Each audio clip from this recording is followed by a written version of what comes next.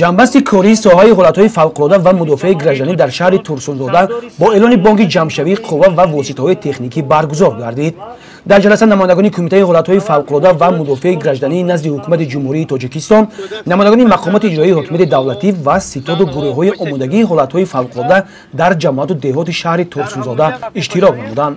инҷо гурӯҳҳои эътино аз ҷамоатҳои деҳот ва хадамотҳо сару либоси махсус, таҷҳизотҳои зарурӣ ва техникаҳои махсусро ба намоиш гузоштанд.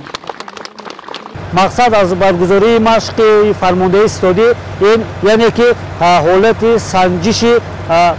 ҳолати ҷамъшавии ҳайати фармондани ситодии ҳудуди ҷамоат ва идоракунии қуввои воситаҳо аз ҷониби худи ҷамоати деҳоти Қаратоғ буд ки оё ҷамоати деҳоти Қаратоғ имрӯз дастгоҳи ҷамоати деҳоти Қаратоғро оё имрӯз омода ҳаст барои бартарафкунӣ ва пешгирии ҳолатҳои фавқулода ва баланд бардоштани савияи дониши тамоми он ҳайати фармондеёни ситодӣ буд ки тамоми ҳайати фармондеёни ситодӣ имрӯз аз иҷрои вазифаҳое ки тибқи низомнома дар самти ҳолатҳои фавқулода мудофиаи гражданӣ ба зиммаи онҳо гузошта шудааст имрӯз баромада тавонистанд. бояд гуфт ки мақсади ташкил намудани комиссияҳои ҳолатҳои фавқулода ин ҳангоми бартараф намудани боронҳои пайдарпай, омадани сел ва дигар ҳолатҳои фавқулода, баланд бардоштани омодагии мақомотҳои идоракунӣ, ҳайати шахсии хадамотҳои мудофиаи гражданӣ баҳри иҷрои вазифаҳои дар пеш истодаи замони осоишта, баланд бардоштани маҳорати ҳайати шахсии ҳамаи мақомотҳо оиди масъалаҳои ҳифзи аҳолӣ ва эмин нигоҳ доштани онҳо дар вақти рух додани ҳолатҳои фавқулода ва мустаҳкам намудани дониши назариявӣ ва мукаммал намудани малакаи амалии ҳайати шахсии мақомотҳои идоракунӣ мебошад.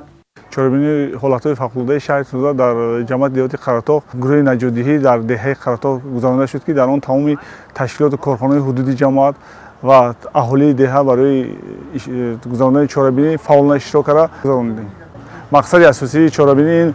аз офатҳои табиӣ бехавф гузарондани аҳолӣ аз офатҳои табиӣ мебошад. даври ҷанбастии ҷаласа бо иштироки роҳбарони ситоду гурӯҳҳои омодагии ҳолатҳои фавқулода дар корхонаҳо ташкилот ва ҷамоату деҳот оиди натиҷаҳои амалиёти чандрӯза баррасӣ гардид. ҳолати омодагии хадамотҳои махсус аз тарафи масъулин баҳои қаноатбахш гирифт. баъдан аз тарафи намояндагони кумитаи ҳолатҳои фавқулода ва мудофиаи гражданӣ назди ҳукумати ҷумҳурии Тоҷикистон ва намояндагони мақомоти иҷроии ҳокимияти маҳаллӣ ба роҳбарони фаъол ва шахсони масъул ифтихорнома ва тӯҳфаҳо супорида шуд.